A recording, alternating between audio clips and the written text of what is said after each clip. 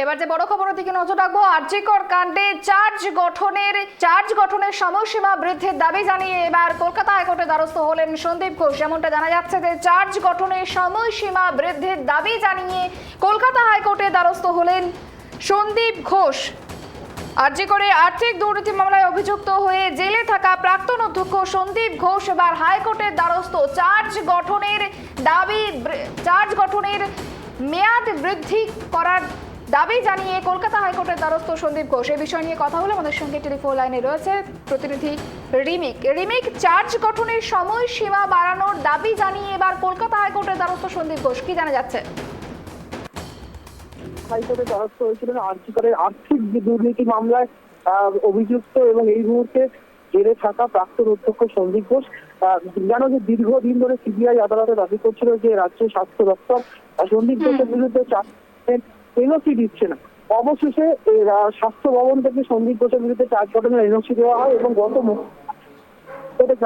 হাইকোর্টের বিচারপতি তীর্থঙ্কর ঘোষ নির্দেশ দেন যে আগামী 6 ফেব্রুয়ারির মধ্যে সন্দীপ ঘোষের বিরুদ্ধে এই আরজিকরের আর্থিক দুর্নীতি মামলায় চার্জ গঠন করতে হবে এবং একদম বেড়ে গিয়েছিলেন, কারণ অনেক দেরি হয়েছে এই চার্জ গঠন করতে, যেহেতু স্বাস্থ্য ভবন এনওসি দেয়নি।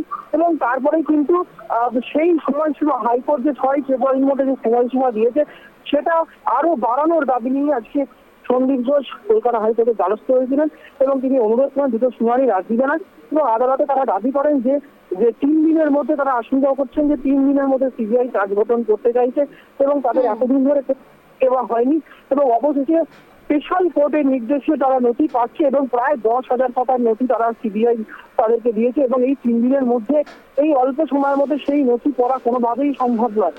তাই তারা আরো চার্জ গঠনের সময়সীমা বাড়ানোর আবেদন জানান, কিন্তু বিচারপতি তীর্থঙ্কর ঘোষ পরিষ্কার তাদের আবেদন খারিজ করে দিয়েছেন। তিনি বলেছেন এমনিতেই অনেকটা সময় নষ্ট হয়ে গিয়েছে, আপনারা যদি নভেম্বর মাসের মধ্যে যদি আপনারা অনুমতি দিয়ে দিতেন তাহলে কিন্তু আপনাদের এই সমস্যায় পড়তে হতো না।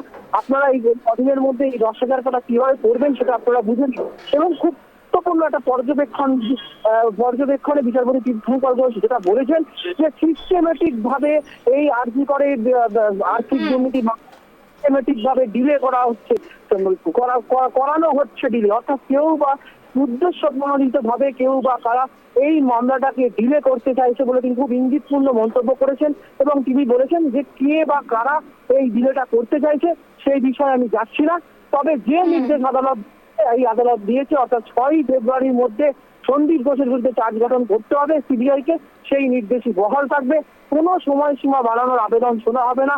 সন্দীপ ঘোষের আইনজীবীকে পরিষ্কার বলেন আপনারা এতদিন ধরে অনুমতি দেননি, নভেম্বর মাসের মধ্যে যদি সন্দীপ ঘোষের বিরুদ্ধে চার্জ গঠনের অনুমতি দিয়ে দেওয়া হতো তাহলে আপনাদের এই সমস্যায় পড়তে হতো না, অর্থাৎ এই কদিনের মধ্যে আপনারা 10,000 টাকা কিভাবে পড়বেন সেটা আপনারা বুঝে নিন, কিন্তু 6 ফেব্রুয়ারির মধ্যেই সন্দীপ ঘোষের বিরুদ্ধে চার্জ গঠন করতে হবে সিবিআই কে, সেই নির্দেশই কিন্তু আজ বহাল রেখেছেন বিচারপতি তীর্থঙ্কর ঘোষ। ফলে বলা যেতে পারে এই আজকের নির্দেশের পর তাদের আবেদন খারিজ হয়ে যাওয়ার পর সন্দীপ ঘোষের আর্থিক দুর্নীতি মামলায় আরো বড় বিপাকে পড়লেন, তাতে সন্দেহ নেই। সুপর্ণা, বেশ, অনেক ধন্যবাদ আমাদের সঙ্গে থাকার জন্য। যেমনটা জানা গেল যে চার্জ গঠনের সময়সীমা বাড়ানোর দাবি জানিয়ে হাইকোর্টে দ্বারস্থ হয়েছিলেন আরজিকরের আর্থিক দুর্নীতি মামলায় অভিযুক্ত হয়ে জেলে থাকা প্রাক্তন অধ্যক্ষ সন্দীপ ঘোষ।